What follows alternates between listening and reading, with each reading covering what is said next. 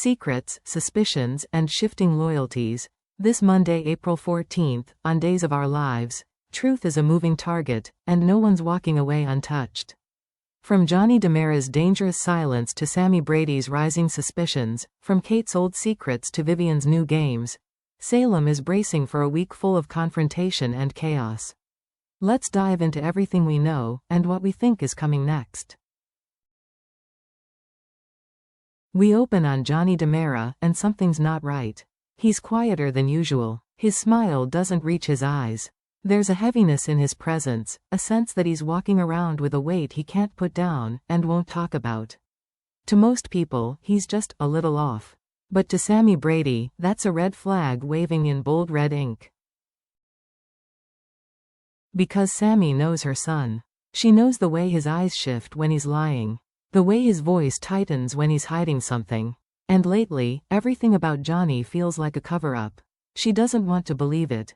But the question has already formed in her mind, and it's one that sends chills down any parent's spine. Did my son shoot his own father? She almost asks. She almost confronts him directly, her voice tight with dread. But before she can speak the words, her phone rings, cutting through the moment like a razor, pulling her attention away, but not for long.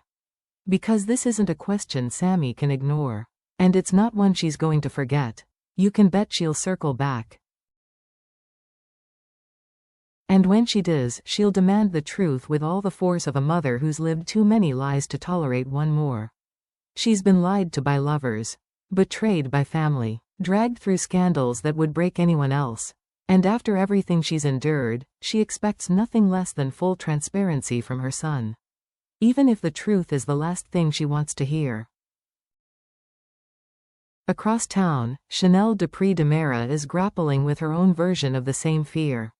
The man she fell in love with, the one who made her laugh, who grounded her, who promised her forever, doesn't feel like the same person anymore. Johnny's presence has changed. He's colder, less affectionate, and when she looks into his eyes, it's like he's somewhere else entirely, lost in thoughts he refuses to share. Chanel wants to give him grace. She wants to believe it's just stress. Or trauma. She even tells herself it's exhaustion, or maybe emotional fallout from EJ's shooting. But the truth is gnawing at her. Johnny isn't just distant. He's hiding something. He avoids eye contact. He changes the subject. And when she asks him about the night EJ was shot, he stiffens, just for a second, but enough for Chanel to notice. She's not ready to accuse him. She's not even ready to believe he could be involved. But the seed of doubt has been planted. And every time he withdraws a little more, it grows. At first, Chanel tells herself it's just anxiety. That she's reading too much into things. But as Johnny continues to pull away, as his behavior veers from moody to evasive, she begins to question whether she's married to a man she no longer truly knows. She's not confronting him just yet. But she's watching, listening. And every lie of omission, every hesitation, every late-night stare into the distance, it's all adding up. One more slip, one wrong move, and Chanel could become the next person in Salem hunting for the truth about EJ's shooter, even if that means exposing the man she loves. Because when love and suspicion collide in Salem, someone always gets hurt. In a quieter corner of Salem, Roman Brady and Kate Roberts Brady are dealing with a mystery that's suddenly far too close to home. Roman sits down with Kate, his expression tight. He's not just worried, he's disturbed. Rex, their son, has found something that shouldn't exist outside of memory and locked drawers. Kate's gun. It was tucked away in a drawer, almost forgotten, but now? It's evidence. Evidence that could connect Kate, or someone very close to her, to the shooting of EJ DiMera. Roman immediately tries to brush it off. He trusts Kate. He's spent years standing by her through thick and thin, from scandal to scandal. But even he can't deny the chill that runs down his spine as he puts the pieces together. And then it gets worse. Because the gun didn't just show up in Kate's old things. It was found behind Roman's own bar, a location he controls. A place he thought he knew inside and out. Could someone have planted it? Or could one of them be hiding something, maybe even from themselves? Kate tries to keep her cool. She reminds Roman, and herself, that this is Salem. That secrets are currency here, and someone's always trying to make you look guilty. But there's no denying the facts. A gun connected to Kate's past. Found in a place connected to Roman's present. Tied to a crime no one has solved yet. They hold hands. They reassure each other. But the silence between their words speaks louder than anything else.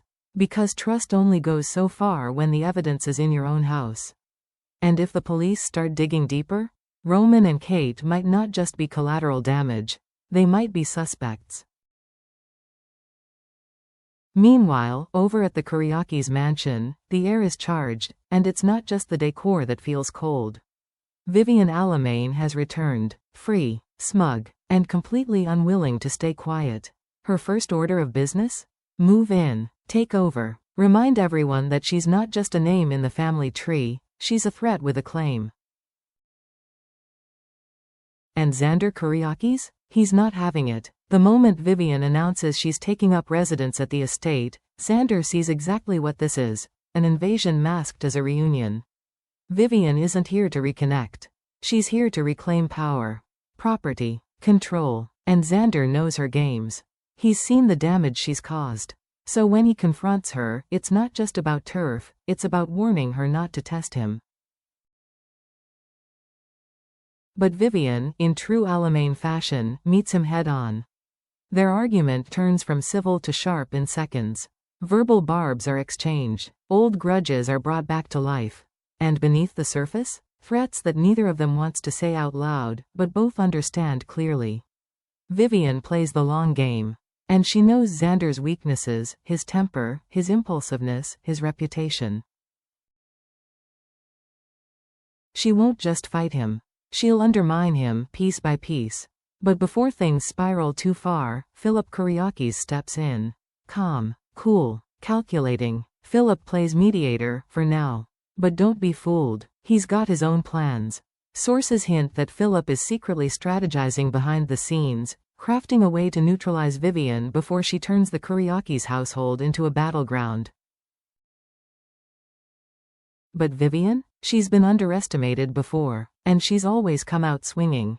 She may act amused, she may smile politely, but she's already laying traps.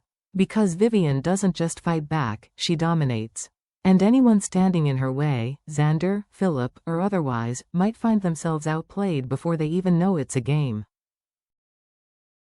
With so many threads unraveling in Salem, the question now isn't just what happens next, it's who breaks first. Let's look at the fallout taking shape across town. Johnny DeMera is sitting on something big, something dangerous. His silence is deafening, and it's starting to speak louder than any confession.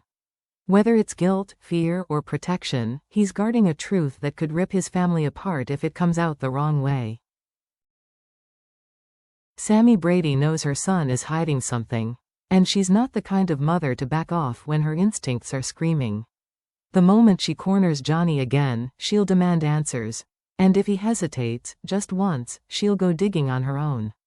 And we all know what Sammy finds, she uses.